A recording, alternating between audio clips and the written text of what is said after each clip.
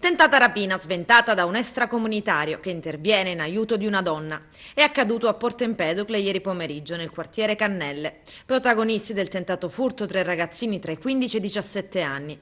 Due dei tre malviventi sono entrati con il passamontagna ed una pistola. Il terzo faceva da palo fuori. La tabaccaia ha reagito urlando e riuscendo a togliere il passamontagna al ragazzo disarmato nonostante avesse una pistola puntata.